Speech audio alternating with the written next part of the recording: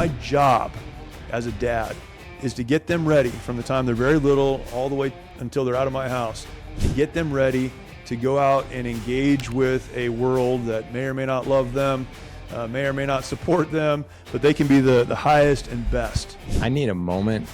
I need some time to process this. You may not get to pick the fight, but you always get to decide how you're going to fight. That day, we didn't decide to end up in that fight, but we did get to decide how we were going to fight. We trained for years to get ready for a moment like that one. We didn't let the enemy have his way. We made decisions in real time. What's up, Jeremy? Welcome to Dad Edge. It's so good to have you, brother. It's great to be here, man. Thank you. Yeah, so you and I, 4 kids. Yeah, it's crazy, right? Yeah. Like, all right, so a fellow man of 4 kids. Yeah. What? Tell me, and I know your kids are a little older, but let's rewind the tape for a second. When you told people, like how many kids do you have? When you had 3, I want you to think back to that time. And you tell people, like, oh, I have 3. And I want you to think of their response. And then I want you to think about fast forwarding it a little bit where you had 4 and now you're telling people you have 4. And I want you to think about that response. What was the differences you saw? Yeah, it's crazy. We talked about this a minute ago a little bit, but I had my 2 oldest back to back, so 18 months apart.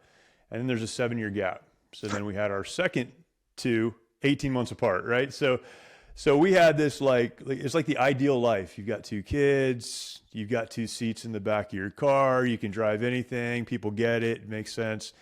And then the third one came along and people are like, all right, 3's all right. Your other 2 are getting older, so 3 is okay. But then the 4th one, you start getting the jokes like, hey, you can turn the TV on, right? There are other things you could do with your evenings. People don't get it, which is funny to me because for a long time, families had more than 4 kids, but we don't live at that time anymore. So yeah, it seems pretty crazy. We don't, man. Your life and mine are very, very eerily the same. So but mine are just a little bit younger. So I have 18, 17. They're 20 months apart.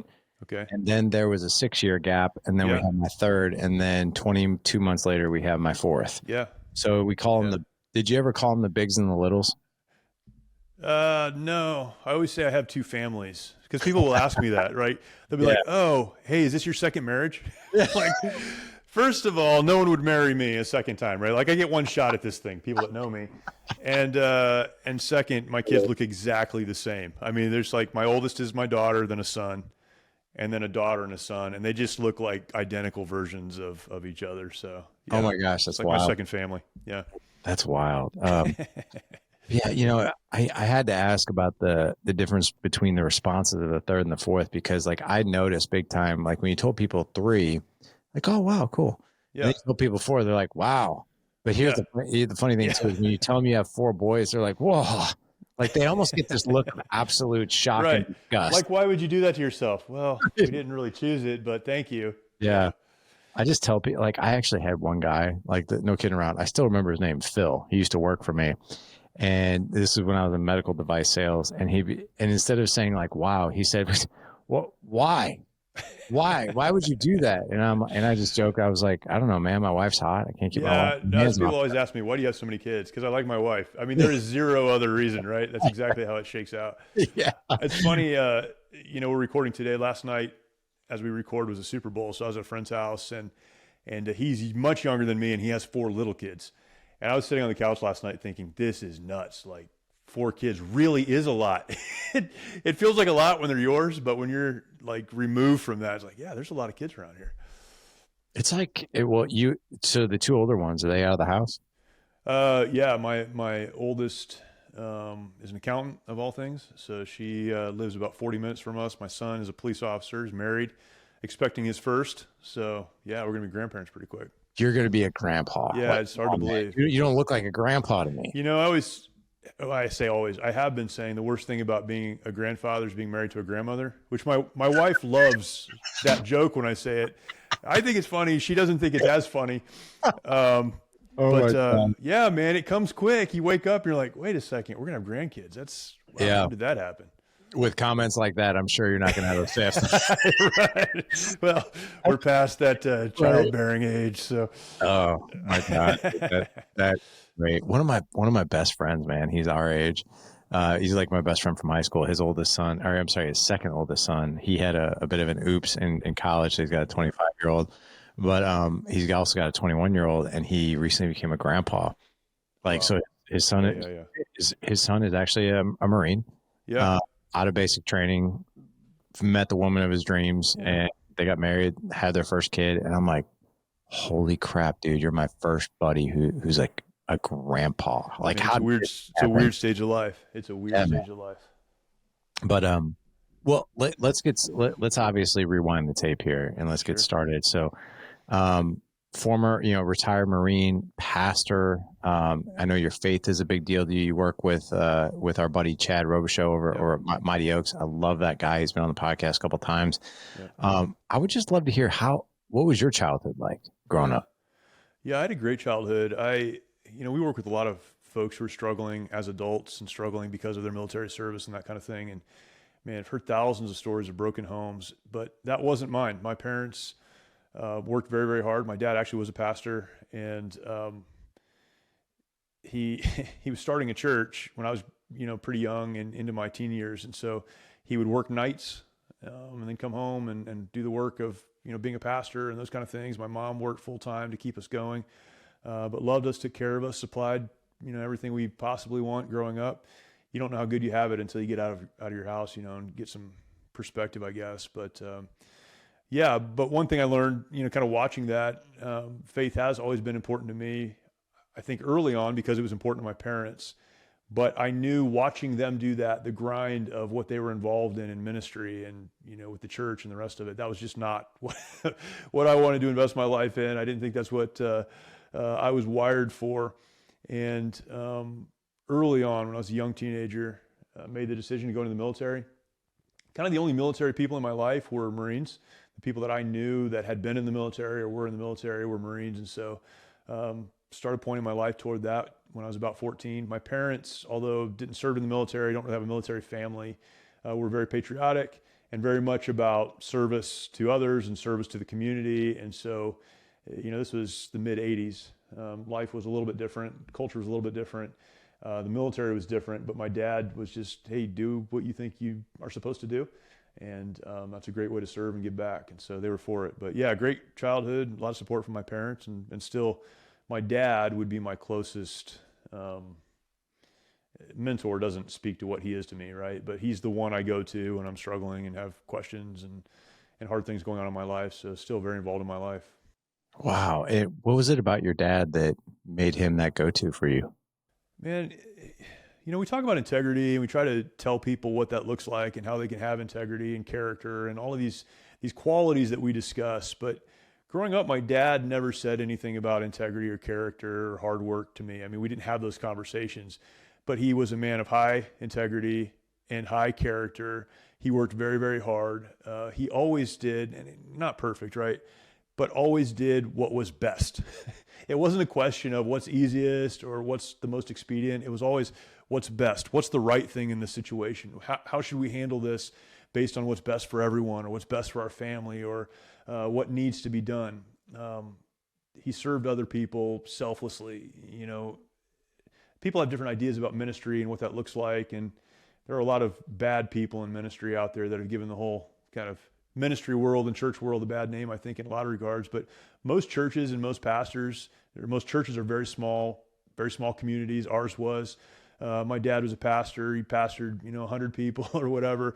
And what that meant was he spent a lot of time at the bedsides of dying people. He visited a lot of elderly folks. He was there for every birthday and every whatever. And that was just him, just serving all of the time. And with that comes very little recognition, very little thanks, certainly not any money. But he did it. And so I think watching that growing up and just being around it, man, it was one of those unspoken things, right? He didn't have to sit me down and teach me these lessons. I just watched and learned.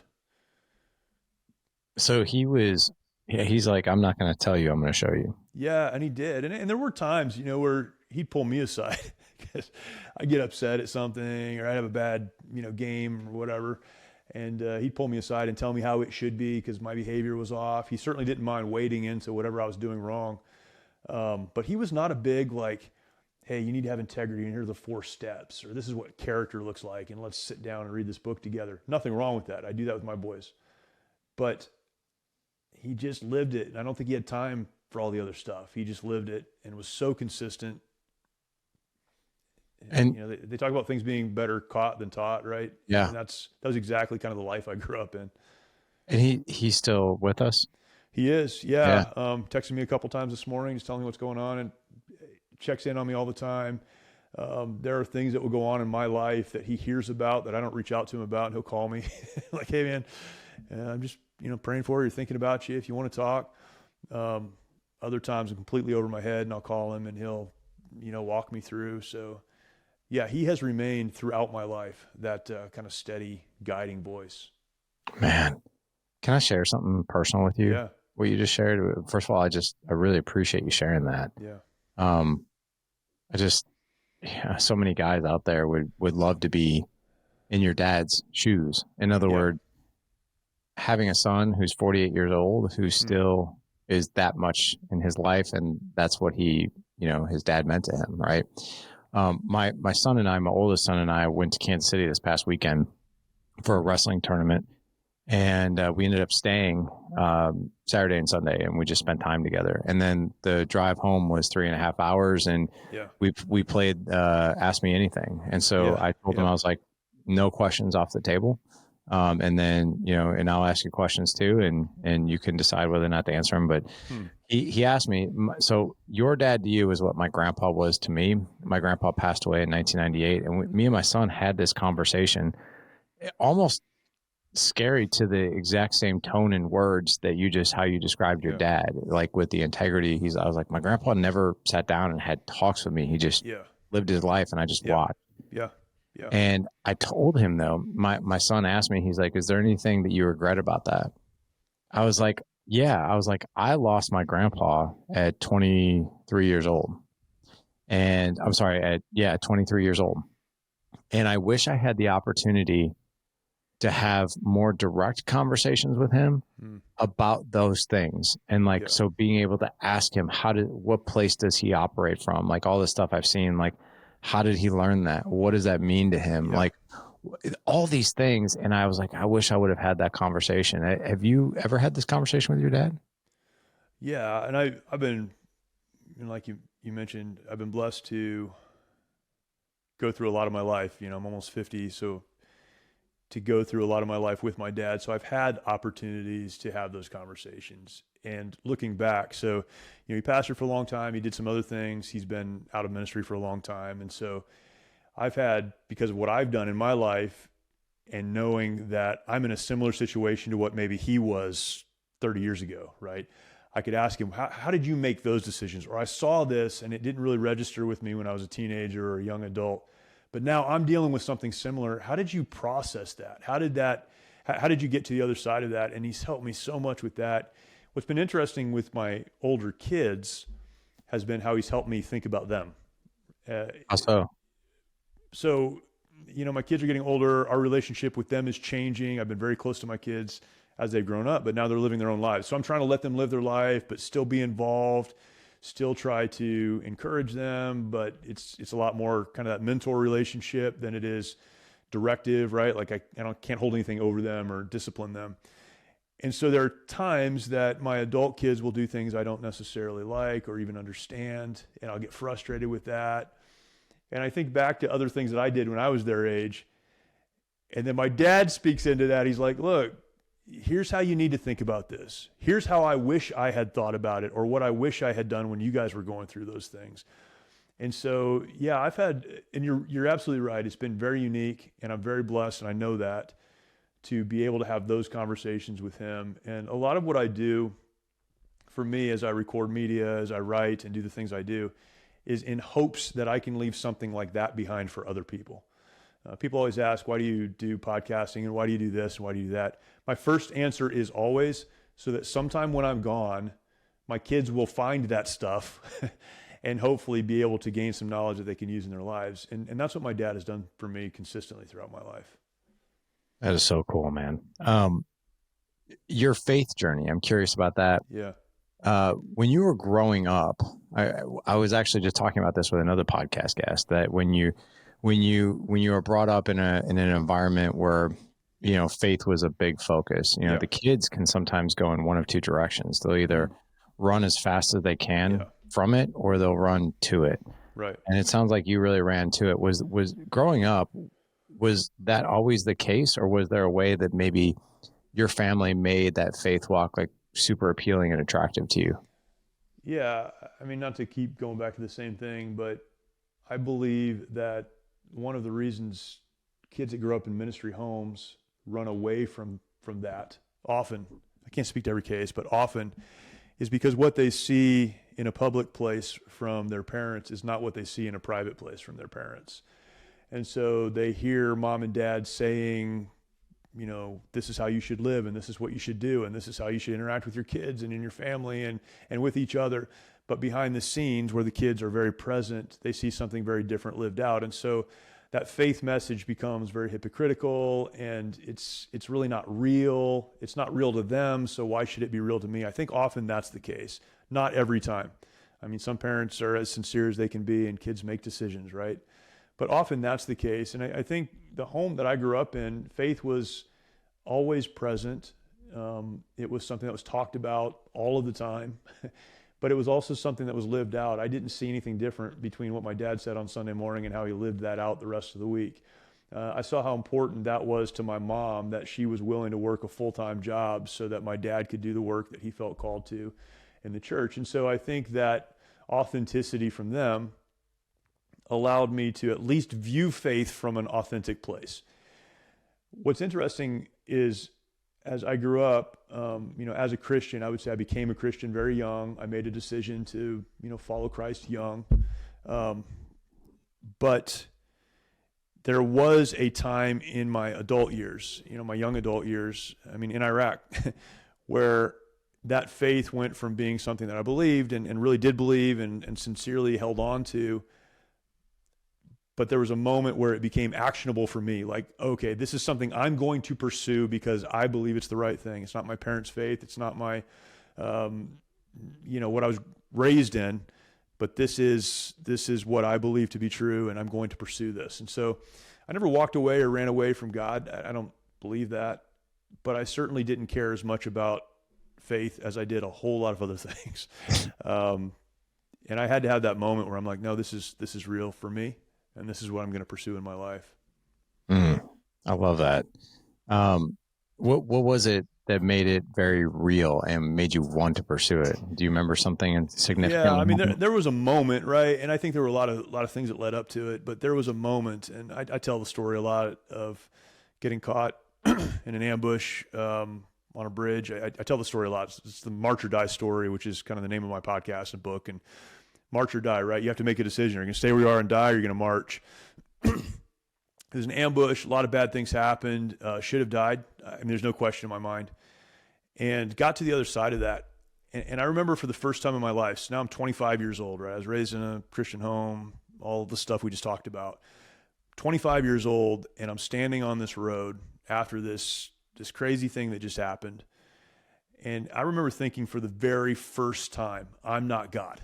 Like, it sounds strange to even say it, right? But I'm not God. I'm not in control of what happens here. I don't get to decide what the enemy does. I don't get to decide outcomes. All I can do is do the best I can with what I have. And those thoughts really crystallized in my mind for the first time there, because this chaotic, out of control situation, if a mortar round is a foot off of where it would have landed on top of me, right? This was several times over a few minutes. I shouldn't have made it. I didn't get to control any of that. I could only control my actions in that moment. But God, who is bigger, is the one who is over all, right? And just beginning to have those thoughts and realizing, like, I need to live my life to control the controllables, control what I can control, do the best I can with what I have, you know, all of those things we like to talk about, but then trusting God for the rest. And I think it was the trusting God for the rest part that I had never really gotten up to that point. I was strong enough, smart enough, talented enough. I could do what I needed to do. I could make this thing happen. I mean, I was leading Marines at the very pointy end of the spear. Wherever we were was the forward edge of battle. We were the 1st Infantry Battalion into Iraq. This is something I had trained for, something I had worked for, something I was doing.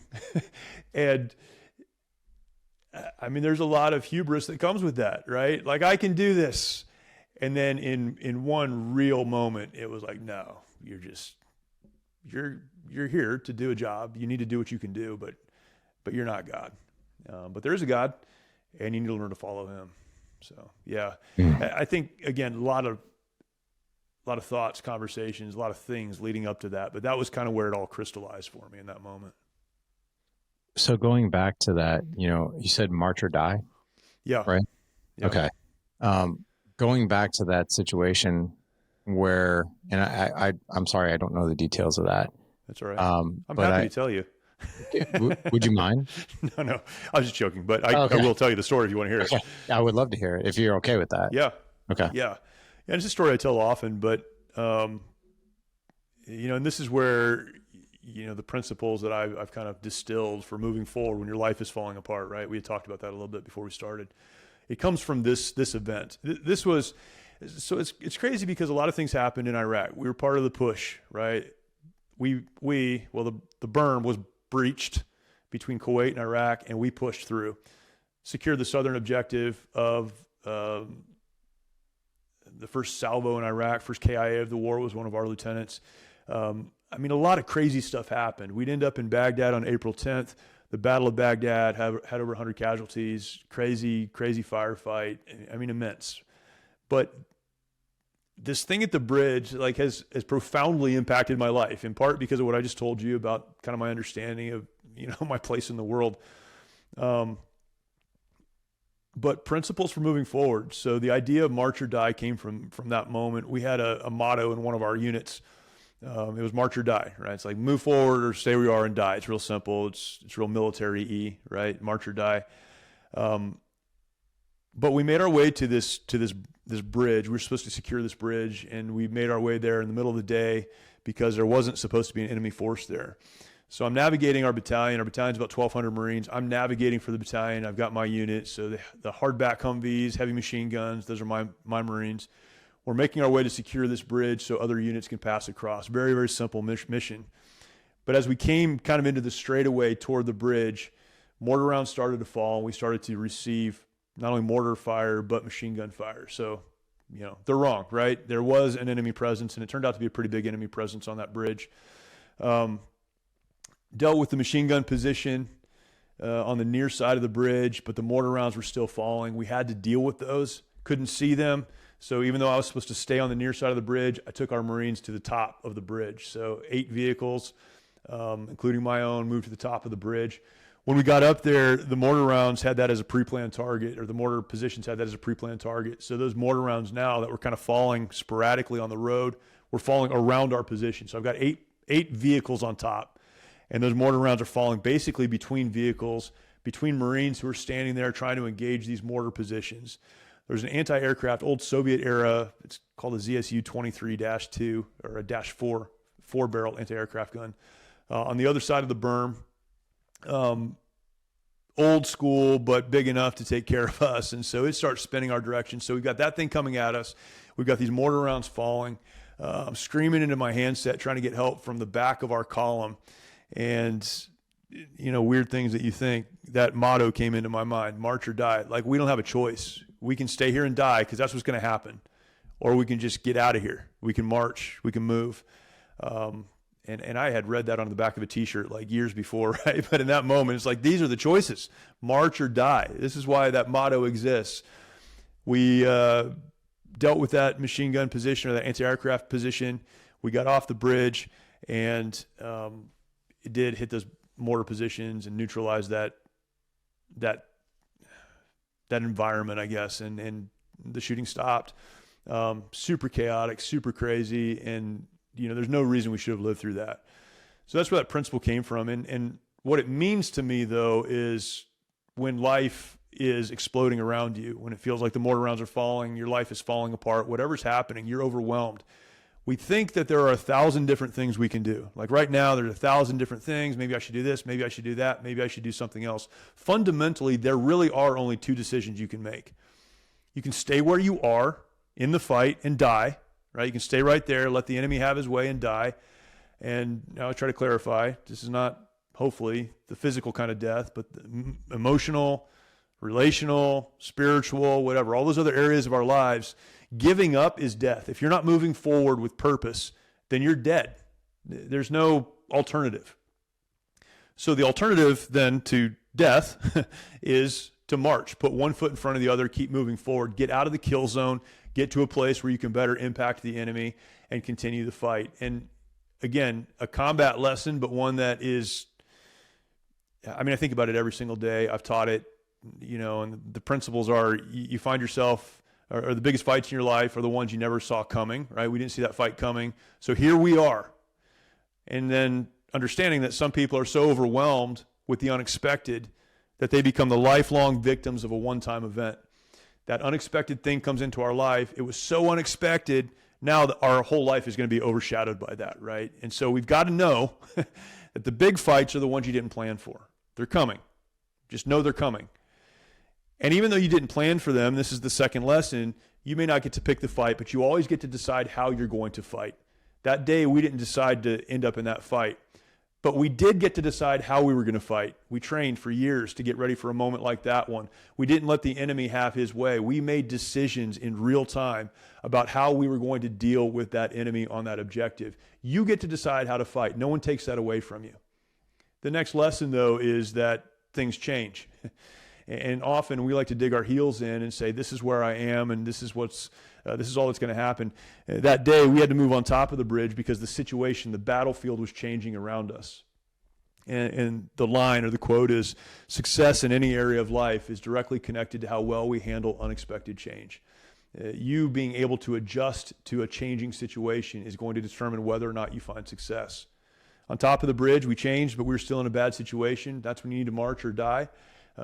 Make a decision. Are you going to stay there? Are you going to die? Or are you going to march? And once you march, you need to also realize, and this is maybe an underlying principle, that success comes to the persistent, not the perfect.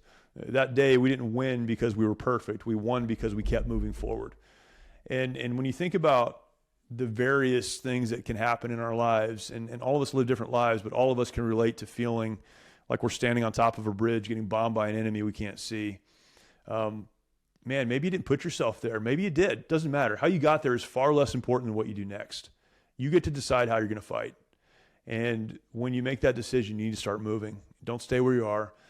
Surrender, giving up, quitting, whatever you want to call it, that's death. Take the next deliberate step and keep moving forward. Again, it's a quick story, but it's a story that I think about literally every single day of my life. I'm sure you do.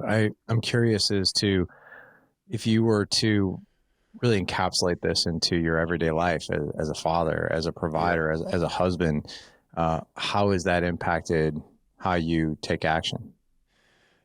I think the natural resistance in life, the natural pushback in life is kind of that, like, stay over there, stay in your corner, or don't get involved, or that's none of your business, right? It's this kind of stuff that runs around in our heads all of the time.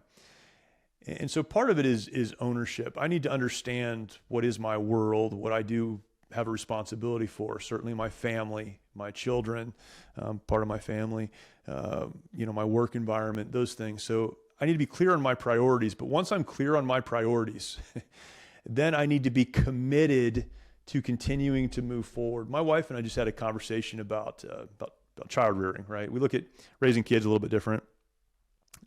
We've made a great team over the years, but obviously don't see things always the same way, and that's great, and that keeps us kind of balanced. But I've always viewed raising kids as training. Like, I have a job with children. As the dad, I have a job.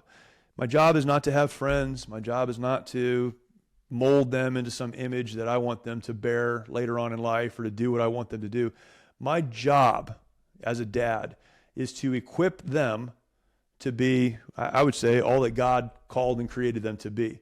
But my job is to get them ready from the time they're very little all the way until they're out of my house to get them ready to go out and engage with a world that may or may not love them, may or may not support them, but they can be the highest and best. They can do what they were created to do, what they are gifted to do, and they can be successful in that. They can give back to our world. They can make a difference.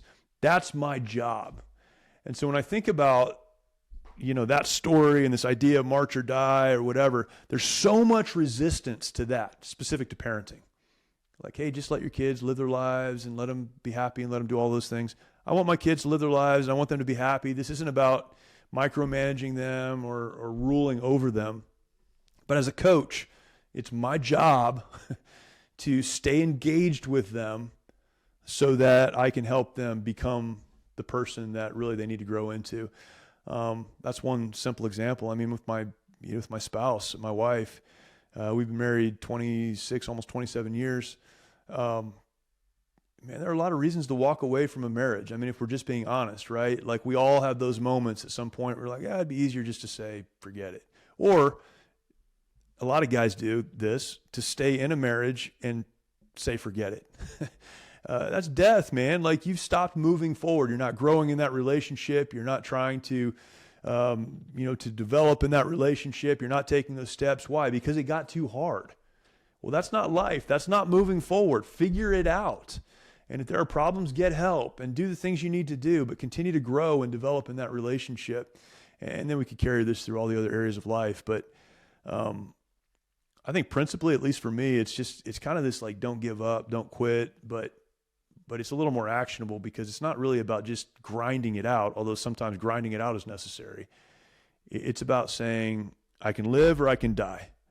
I can just exist, and a lot of people choose to just exist, or I can actually engage with the minutes that I have in this life in something meaningful. Man, I love that. Staying stuck. There's a couple things like going through my mind, as we talk about this, and that's this evolution and this growth mindset of growing, right? I think a lot of us get stuck in seasons of like, well, this whatever I'm doing, why doesn't it work anymore? Why can't we just go back to this, right? Yeah. And to me, the way you describe this, it's almost like, well, that could be a retreat if we kind of like compare that, right? But here's a good example. I've been married 22 years. You've been married going on 27. You have older kids in their 20s. I have older kids in their teens. And I think where we get stuck, it's either like, march or die. It's like, I can't parent my 18-year-old son the same way I parented him when he was 8. Yeah, that's right. Right. You have to learn. You have to keep marching and keep growing and keep evolving because that target is changing. Right. And I need 100%.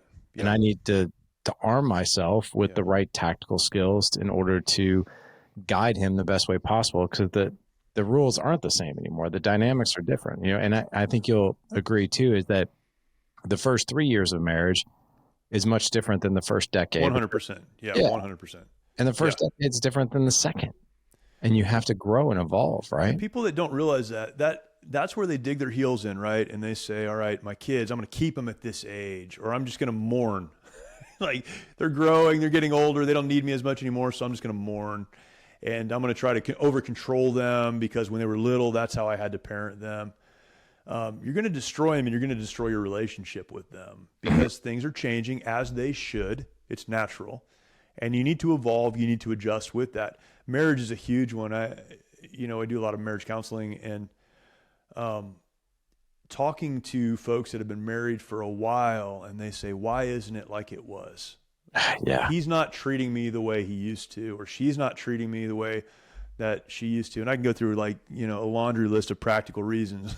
Like our bodies change, our hormones change, how we feel about each other changes, our workload changes, our responsibilities change. Like there's 1,000 reasons, but how you got here is far less important than what you do next. Things change. Accept that. They say that in every battlefield scenario, the enemy unfortunately gets a say in how the battle unfolds, and that's true. Before you get into the fight, you make the best decisions you can with the information that you have. But once you're in the fight, you need to adjust to the circumstances around you, and it's hard. It's exhausting sometimes. We all want it to be the way that it was. But if you want to keep growing, keep marching, keep moving, you have to recognize it's changing. Change is not bad. It's just different. And I need to figure out how to work through that. And then I'll stop talking. Having that conversation with your spouse is really important as well. This isn't, I recognize things are changing, so I'm going to try to adjust. If you have to do that, you do. But if both of you can understand things are changing, all right, well, let's sit down and take a look at what we want the next 3 years to look like, or 5 years to look like, or what are some things you care about now that you didn't used to care about. Having those conversations will really help navigate this. Do you think a lot of people look to the past because they so desperately want the breadcrumbs of certainty of what worked then? And if it worked then, it's got to work now. But that isn't always the case. You and I both know that. I think so. I think that is true. Yes. I think I want it to work the way that it did. I also think it's sometimes, I just had this conversation last week. It's a misunderstanding about what healthy, mature relationships look like if we're talking about relationships. When you're dating, that's not real life. When you're newly married, most of the time, that's not real life. Real life is you got a job and you've got kids you have to take care of and you got all this other stuff. And so it's a fondness for what was without realizing that what wasn't real. It was a moment in time. And you can look back so much and so often that you miss what is. You don't plan for what could be. and you really miss, potentially, the best years and best opportunities of your life. I agree with that, man. I think a lot of people look back of like what did work and what didn't, but I think being able to, like you said, march and march together, I think is a really, really big defining this is factor. where we are now. So we enjoyed what was, but this is where we are. So let's figure it out from here. Yeah. With can we talk about PTSD a little bit?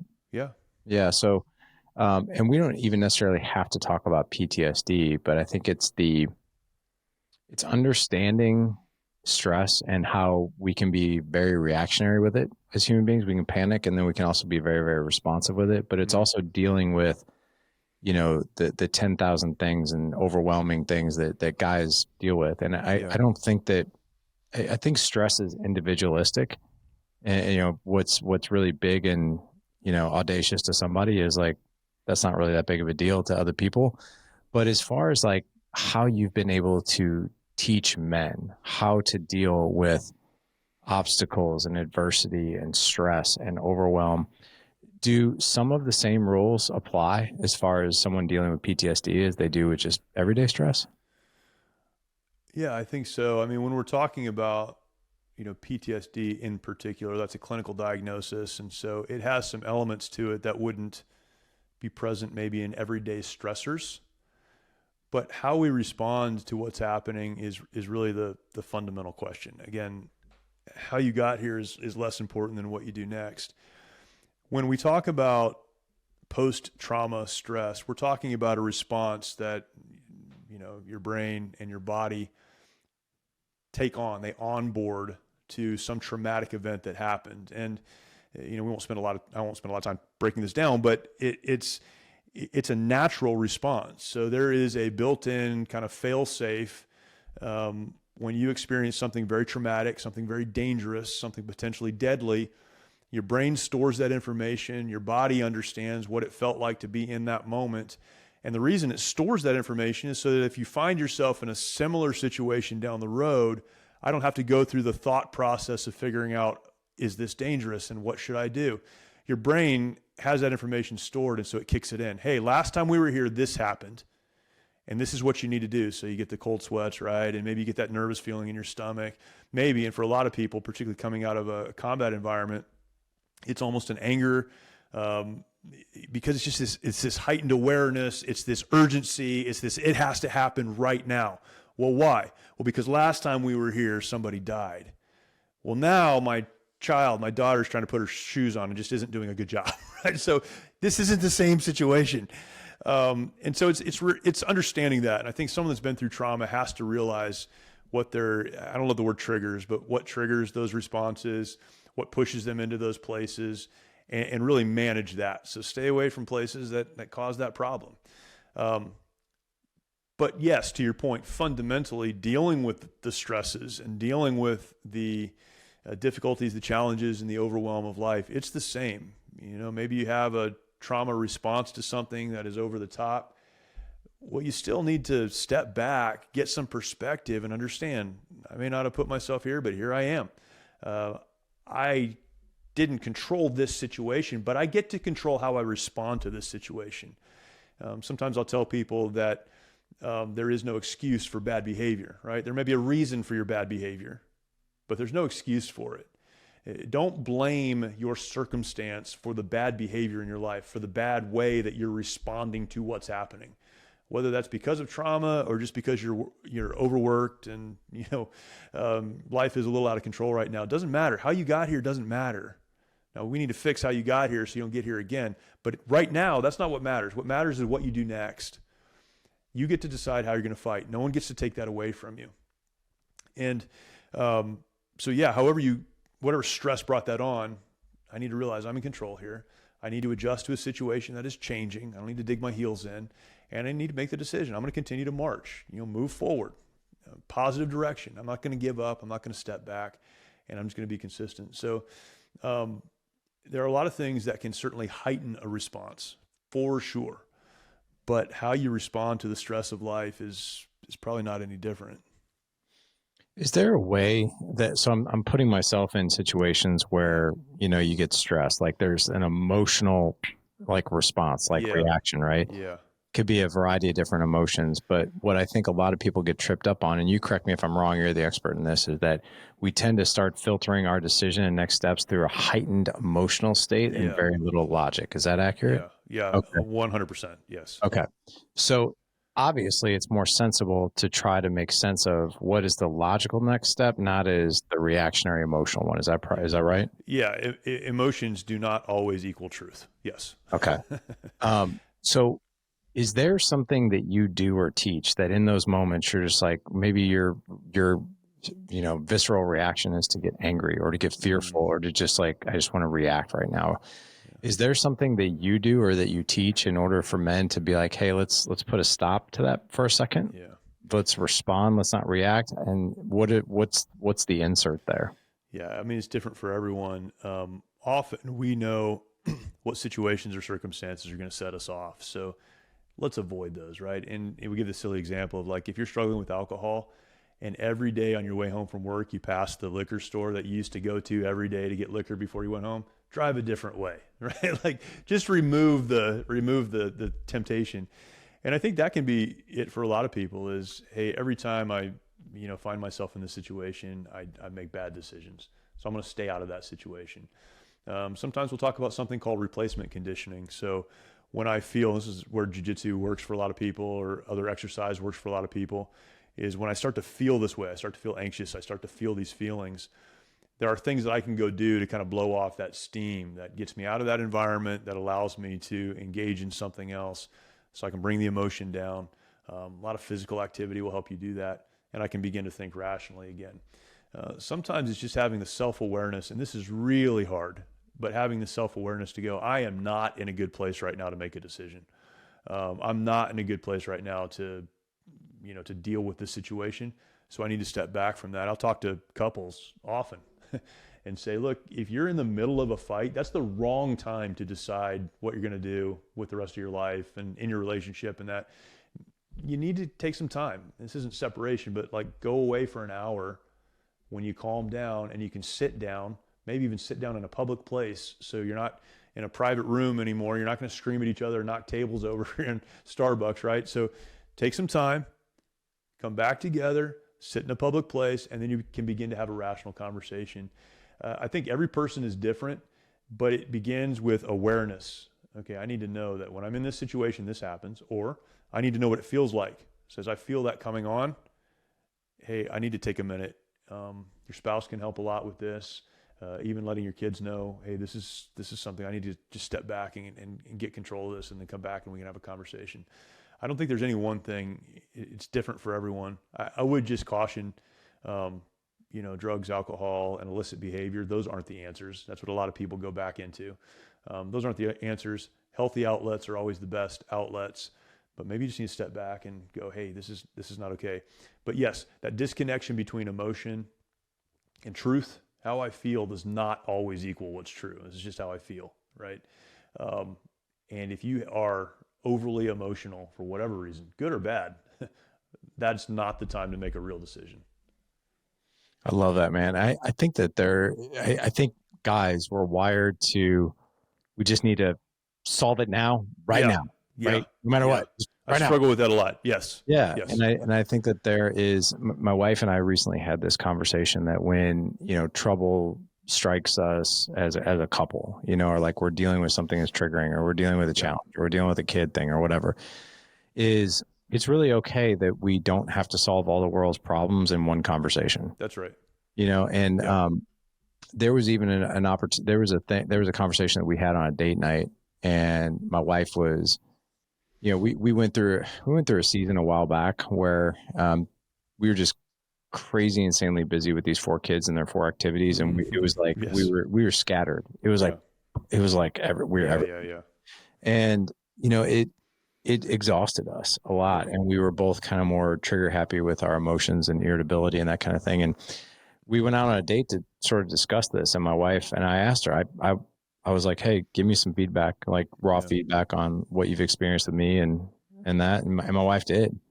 And I found myself getting very triggered with what she was saying, even though she told me in this incredibly respectful, like wasn't trying to bash me at all. Just be like, and she even told me, she's like, you're not going to want to hear all this. I was like, no, I will. And she's like, okay. She's like, I'll tell you, just know I love you. I care about you. Like this, I'm not going anywhere, that kind of thing. And then she just shared it with me in a very calm way. And I found myself like, and I looked at her after she told me, and I said, I'll be right back. I'm going to go to the bathroom. And she's like, okay. And I did. I got up and I went into the bathroom. I took a few deep breaths, washed my hands, kind of like put some water on my face, and came back out. And my wife was like, did you really have to go to the bathroom, or did you need a second? And I go, both. Yeah. Both. She's like, what was going through your mind? I was like, well, I was frustrated. I was like, quite frankly, I was frustrated because I knew everything you were saying was right. And I felt really humiliated. And I said, I walked away because there was a part of me that I sensed I was going to get defensive, and I didn't want to get defensive. I want to be receptive because you were right. So I needed to walk away for a second. But the other thing too, I don't know if you and your wife do this, but we're slow learners. Maybe we've recently learned this, is that if one of us need a moment to process something, right? Like whatever it is, like maybe something just hits you. My wife is like, if you do this, and I'll explain what this is, you have no idea how much peace of mind that will give me. She's like, when something happened with like one of the kids and like you walk away or you go to the gym or you do something else, the thing in my mind is like, are you so mad that like what just happened? Are you even going to come back? Are we going to resolve this? Like, is like, what is it? There's this huge question mark as you exit. What means the world to me is if you just, in a very logical way, say, I need a moment. I need some time to process this. That's good. And That's I really will, good. but here's the thing that gives my wife peace of mind. Let's talk about this tonight, tomorrow. It doesn't matter. Let's talk about this, insert time. Then I just need some time to process this, and I'll be much better for you when we come to talk about this. That's great. And my wife told me this, and I was like, that would make you feel like good? She's like, totally, because I would know, okay, you need this time. And I would also know when we're going to come back to it versus like, when is this ever going to be resolved? Yeah, that's great. Yeah, it's funny you say you're a slow learner. I've given that advice a lot. I'm so horrible at following through on it because I'm like, no, let's talk about it now. And I'm following my wife around the house, and she's like, no, I need to think about it. And I'm like, no, we need to talk about it right now. What's to think about? This is not complicated. I fix people's problems for a living. But yeah, when you can say, look, this is not healthy. I want to have a good conversation about this, not an emotional conversation. It changes everything. And I think with that, it allows you to not view your spouse in this example as the enemy, right? This is not me against you. This is us working together to try to come to a solution. And we like pit ourselves against the person that cares about us the most in the world, or our kids or whoever, what that does, what you just described, is it says, all right, I want us to work together on this. I'm not just trying to prepare a, pithy, damaging response to what you said. So yeah, it's great. Oh, it only took like 28 years to Yeah, learn well, that. So yeah, those of you guys who have been married for like under 3 years, you're welcome. That took 20 years yeah. to figure out now. I'll save you Uh, some time. I want to switch gears to what you guys do over at Mighty Oaks. Mm, I remember talking to Chad, like I said, years ago, and I was like, yeah. something like this exists. Like, this is Yeah. fascinating. So tell me what you guys do over there. Yeah, we have programs for veterans, active duty service members, first responders, and then their spouses, understanding that a lot of these issues are family issues. And what we do fundamentally, we do a lot of different things at Mighty Oaks, but our core program is what we call the Legacy Program. We have 5 different locations across the country, and for 5 days, we bring students to one of those locations. So we have men's programs and women's programs. The students come to one of our locations, and we spend 5 days talking about trauma. We talk about what it is and what it isn't and some of the surrounding issues.